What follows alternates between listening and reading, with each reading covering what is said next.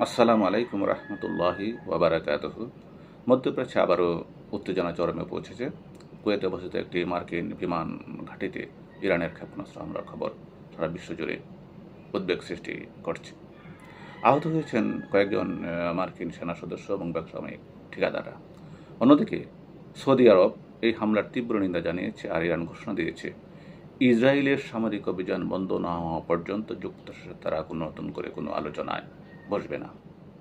আজকের প্রতিবেদনে আমরা জানব কী ঘটেছে কুয়েতে, আর কেন বা এই হামলা চালানো হয়েছে। এর ফলে মধ্যপ্রাচ্যের পরিস্থিতি কোন দিকে যেতে পারে। উপসাগরীয় অঞ্চলে চলমান উত্তেজনার মধ্যেই কুয়েতে অবস্থিত একটি মার্কিন বিমান ঘাঁটিকে লক্ষ্য করে ক্ষেপণাস্ত্র হামলা চালায় ইরান। প্রাথমিক তথ্য অনুযায়ী এই হামলার 4জন মার্কিন সেনা সদস্য এবং 3জন বেসামরিক ঠিকাদার আহত হয়েছে। ইরানের ইসলামী রেভলিউশনারি গার্ড কর্পস বা আইআরজিসি হামলার দায় স্বীকার করে জানায়, দক্ষিণ ইরানের বন্দর আব্বাস বিমানবন্দরের কাছে মার্কিন বিমান হামলার প্রতিশ্রুতি হিসেবেই এই পদক্ষেপ তারা নিয়েছে। আইআরজিসির মুখপাত্র লেফটেন্যান্ট কর্নেল ইব্রাহিম জুলগাফারি দাবি করেন,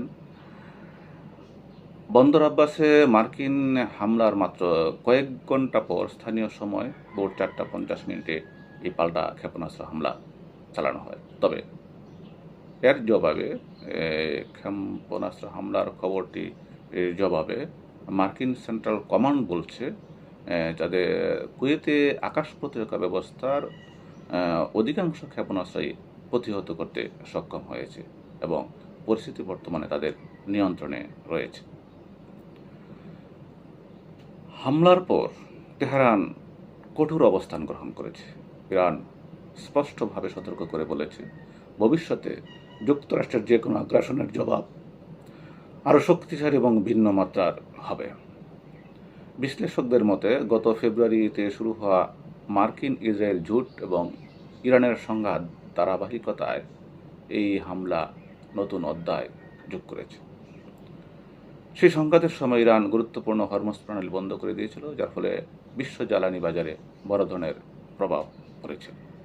যদিও গত 8 এপ্রিল পাকিস্তানের মধ্যস্থতায় একটি যুদ্ধবিরতি প্রতিষ্ঠিত হয়েছিল, তবে তা স্থায়ী শান্তি নিশ্চিত করতে পারেনি। এদিকে এই উত্তেজনাপূর্ণ পরিস্থিতির মধ্যেও মার্কিন প্রেসিডেন্ট ডোনাল্ড ট্রাম্প কূটনৈতিক সমাধানের ব্যাপারে আশাবাদী মনোভাব প্রকাশ করেছেন। সামাজিক যোগাযোগ মাধ্যম ট্রুথ সোশ্যালে দেওয়া এক বার্তায় ট্রাম্প বলেন, ইরান মূলত যুক্তরাষ্ট্রের সাথে একটি দীর্ঘমেয়াদী চুক্তি করতে আগ্রহী। তার ভাষায়, এমন একটি চুক্তি শুধু যুক্তরাষ্ট্রের জন্য নয়, পুরো অঞ্চলের স্থিতিশীলতার জন্য ইতিবাচক ভূমিকা রাখতে পারে। তিনি তার যে সমালোচক তাদের উদ্দেশ্য করে তিনি ধৈর্য ধারণ করার আহ্বান জানিয়ে বলেন, পরিস্থিতি পর্যবেক্ষণ করুন, শেষ পর্যন্ত সব কিছু ঠিক হয়ে যাবে। বর্তমানে ওয়াশিংটন এবং তেহরানের মধ্যে বিভিন্ন প্রস্তাব বিনিময় চলছে বলে তিনি তার প্রতিক্রিয়ায় উল্লেখ করেছেন। এদিকে কুয়েতে মার্কিন ক্ষেপণাস্ত্র ঘাঁটিতে ইরানের হামলার প্রেক্ষিতে সৌদি আরব কঠোর প্রতিক্রিয়া ব্যক্ত করেছে। কুয়েতে মার্কিন ঘাঁটিতে হামলার তীব্র নিন্দা জানিয়েছে সৌদি আরব। রিয়াদ বলেছে যে এই ধরনের হামলা আঞ্চলিক নিরাপত্তা ও স্থিতিশীলতার জন্য হুমকি সৃষ্টি করে এবং উত্তেজনা আরও বাড়িয়ে দিতে পারে। সৌদি সরকারের পক্ষ থেকে সব পক্ষকে সংযম প্রদর্শনের আহ্বান জানানো হয়েছে। অন্যদিকে ইরান জানিয়েছে, লেবানন ও গাজা ইসরায়েলি সামরিক অভিযান বন্ধ না হওয়া পর্যন্ত যুক্তরাষ্ট্রের সাথে কোনো ধরনের শান্তি আলোচনা বা বার্তা বিনিময় করবে না। ইরানের ঘনিষ্ঠ সংবাদ মাধ্যম তাসনিম নিউজ জানিয়েছে, মধ্যস্থতাকারীদের মাধ্যমে চলমান পরোক্ষ যোগাযোগ থেকেও নিজেদের প্রত্যাহার করে নিয়েছে তেহরান। শুধু তাই নয়, ইরান ও তাদের মিত্র গোষ্ঠীগুলো হরমুজ প্রণালী এবং বাব আল মান্দাব প্রণালীতে তারা নতুন করে কৌশলগত পদক্ষেপ নেওয়ার ইঙ্গিতও দিয়েছে। যদি এই ধরনের একটা ইঙ্গিত ইরান এর আগেও দিয়েছিল। যদি এই হুঁশিয়ারি বাস্তবে রূপ নেয়, তাহলে বিশ্ব বাণিজ্য জ্বালানি সরবরাহ ব্যবস্থায় বড় ধরনের প্রভাব পড়তে পারে বলে আশঙ্কা করছেন এর সংশ্লিষ্ট যারা বিশেষজ্ঞ রয়েছেন তারা।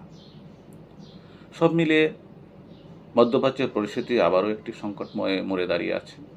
একদিকে সামরিক হামলা, পাল্টা হামলা, অন্যদিকে কূটনৈতিক সমাধানের সম্ভাবনা। এই দুয়ের মধ্যে দূল্যমান পুরো অঞ্চল। পরবর্তী কয়েকদিনই নির্ধারণ করতে পারবে পরিস্থিতি কোন দিকে মোড় নেয়, নতুন সংঘাতের দিকে নাকি আলোচনার মাধ্যমে উত্তেজনা কমানোর দিকে।